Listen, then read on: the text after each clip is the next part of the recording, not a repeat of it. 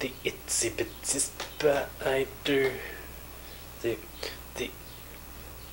itsy bitsy. You know what? I think Tack would be better at that.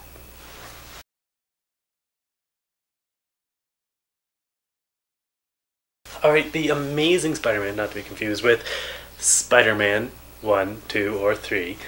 We have ourselves a reboot, people.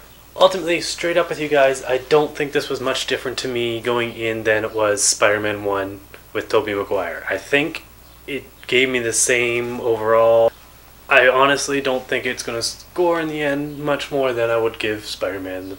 And okay, going on to those of you who are Marvel comic geeks. I'm not going to go into too much depth here because obviously I'm reviewing a movie, I'm not reviewing a comic, so that's going to be set forward. And every single comic for every character has their own little spin on things, so there is a little bit differences here and there. But this movie does do its own kind of story, kind of spin on the Spider-Man series, and which I admire, and the fact that they actually cast a couple pieces here and there for those really hardcore Spider-Man geeks. And the scene that I'm talking about, the scene is when Spider-Man ends up dropping into a wrestling ring.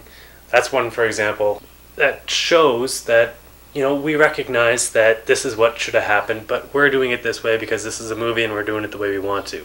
I admire that. There are a few things, though, that I want to touch on that are just genuinely Spider-Man. Everybody has their own spin on it in the comics, but there's a few characteristics that just scream Spider-Man. The idea was for Spider-Man is that anybody could fit into his shoes. Anyone could fit into the dilemmas that he was having. He wasn't Fantastic Four, we're going out in outer space. I mean, you got Thor, who's a god, Superman, you have other people like Green Lantern that just are not recognizable, not down to earth. And Spider-Man was the one that Stan Lee put together right off the bat and said, these are the dilemmas that basic people have, and these are the ones that he's going to conquer in the end. And I think they lost touch with that a little bit going through with this movie. Spider-Man tends to do a lot of comedy throughout his routine. Fighting bad guys, just regular everyday routine, was just throwing a punchline here and there, make people laugh, and that was also lost. There's a couple moments here and there throughout the movie, but I feel that they went really serious with Andrew Garfield's character. So I can't blame the actor, but I'll go off on him anyway. He does fit the role. I didn't think he would. To be honest, I thought Tobey Maguire would have portrayed the physical attributes of Spider-Man better to me. He actually fits that character, I think, better than Tobey Maguire does. Only because the fact is that he's a gymnast, or was a gymnast, I should say. And so he kind of fits the role of Spider-Man in the sense that he can do his own flips, he can do all that other stuff, all that acrobatic stuff that Spider-Man does when he's swinging around from ropes. He's used to doing that. He's a Cirque du Soleil kind of guy. Not to say that he actually was in Cirque du Soleil, but you get the idea. Now, Emma Stone, and another one I was actually impressed with. I didn't think I was going to like the Gwen Stacy kind of spin on everything instead of the Mary Jane thing, but I see why they would do it. That was another person in the comics, for those of you who don't know.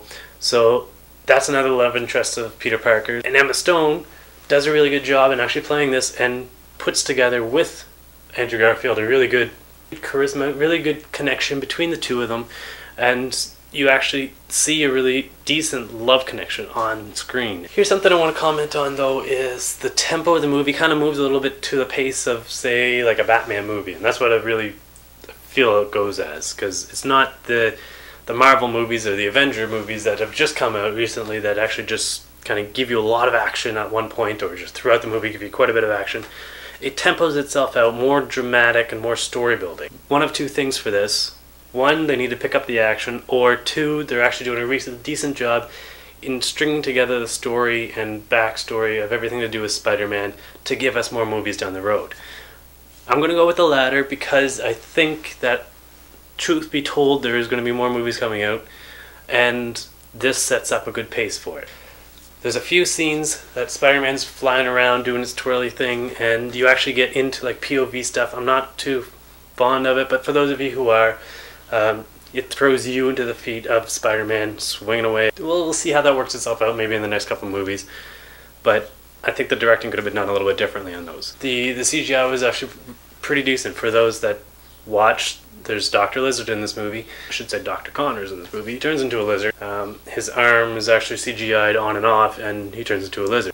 So in that, I think they did a really decent job with what looks like a big large lizard dinosaur thingy. I'll let it go. I'm not the big CGI nerd. Tack's not here. On to rating now. See, Tack's not here, so this one's only going to get out of 5, sadly, but it's true. I'm going to be giving this one 3 out of 5 itsy bitsy spiders. Yeah, kind of not creative this time. Sorry. On to the next review.